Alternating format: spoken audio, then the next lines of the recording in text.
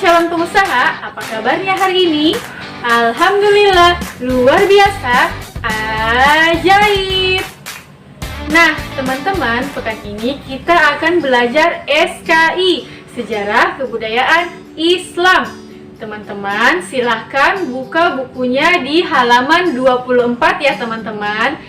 Nah, kali ini kita akan belajar tentang kisah keluarga Nabi Nuh alaihi salam. Teman-teman, disimak ya videonya. Kisah Nabi Nuh alaihi salam. Setelah Nabi Idris alaihi salam wafat, sedikit demi sedikit iman masyarakat mulai menipis. Iblis dan pasukannya semakin gemar menggoda mereka. Kemudian mereka mulai senang membuat patung. Mereka membuat patung untuk menghormati para pahlawan, leluhur, tokoh-tokoh yang sudah mati. Patung-patung itu diberi nama sesuai nama para tokoh itu. Dari sekedar penghormatan, lama-kelamaan mereka mulai menyembah patung-patung itu. Mereka percaya bahwa patung-patung itu mempunyai kehebatan dan kekuatan yang bisa melindungi dan menentukan nasib mereka.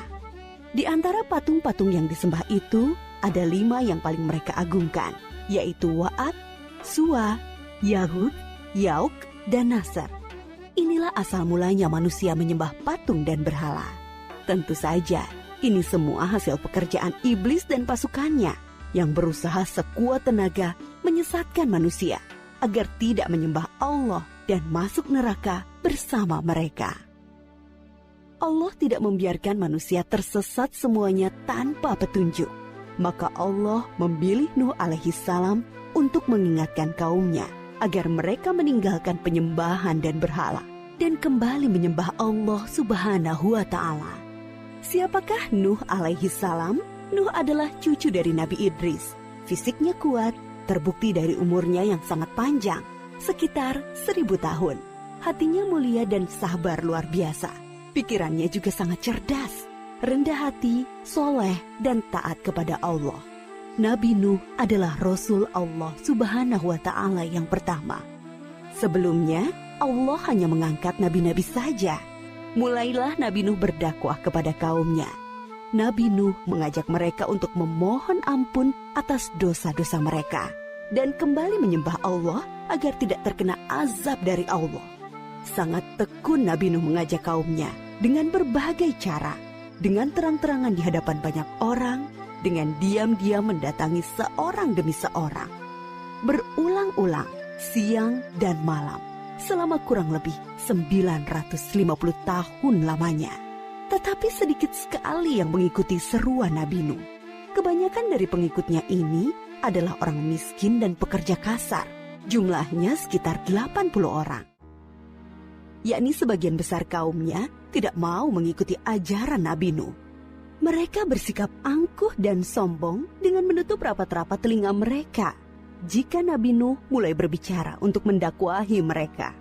Bahkan mereka menantang Nabi Nuh agar mendatangkan azab yang diancamkan oleh Allah Subhanahu wa ta'ala.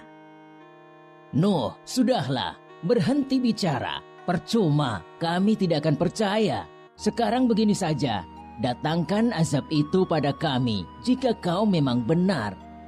Kami yakin tidak akan ada azab yang menimpa kami karena kelakuan kami. Kau hanya berdusta. Nabi Nuh mengadu kepada Allah tentang pembangkangan kaumnya yang terlaluan. Allah berfirman bahwa memang pengikut Nabi Nuh tidak akan bertambah. Hanya 80 orang itu saja. Selebihnya mereka semua tidak akan beriman karena mereka sudah sangat sesat. Setelah jelas ketetapan Allah bahwa orang-orang itu tidak akan beriman, maka Nabi Nuh memohon kepada Allah. Tuhanku, musnahkanlah seluruh orang durhaka itu dari muka bumi. Mereka hanya membuat kerusakan dan melahirkan anak-anak yang durhaka. Kemudian Allah memerintahkan Nabi Nuh untuk membuat kapal yang besar. Pada masa itu ilmu perkapalan belum berkembang dengan baik. Allah mengajarkan ilmu itu kepada Nabi Nuh. Maka Nabi Nuh bersama pengikutnya membuat kapal besar terbuat dari kayu. Kayu itu didapati dari pohon-pohon di hutan di sekitar mereka. Ejekan kaum Nabi Nuh semakin menjadi-jadi. Melihat pembuatan kapal itu terasa aneh bagi mereka. apalagi mereka tinggal jauh dari laut. Lihatlah, Terbukti bahwa Nuh gila apa itu? Bikin kapal ya? untuk berlayar di hutan. Nabi Nuh dan pengikutnya bersabar dan tetap tekun menyelesaikan kapal itu. Akhirnya kapal besar itu selesai. Inilah kapal besar pertama yang dibuat oleh manusia. Kemudian Allah memerintahkan untuk mengumpulkan binatang-binatang sepasang-sepasang, jantan dan betina. Semua diangkut ke dalam kapal bersama orang-orang beriman. Semua keluarga Nabi Nuh, termasuk yang diangkut ke dalam kapal, kecuali istri dan salah satu anaknya, Kan'an. Mereka tidak mau masuk ke dalam kapal. Mereka tidak beriman dan termasuk orang durhaka. Sementara itu, langit menjadi gelap. Angin bertiup kencang, petir menggelegar. Hujan turun sangat lebat. Dari dalam tanah memancar air yang semakin deras. Juga dari dalam rumah-rumah penduduk, dari dapur-dapur mereka. Dengan cepat, air membanjiri bumi. Makin lama makin tinggi, menenggelamkan rumah, pohon-pohon, dan tentu saja orang-orang di luar kapal Nabi Nuh.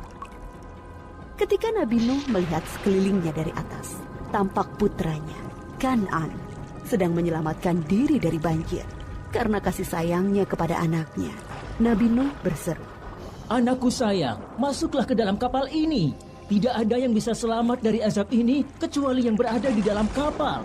Tidak ayah, aku akan memanjat bukit yang tinggi. Pasti aku akan selamat. Tiba-tiba datang gelombang besar dan Kan'an tidak terlihat lagi. Dia termasuk yang dibinasakan. Nabi Nuh sangat sedih, tetapi beliau menerima keputusan Allah.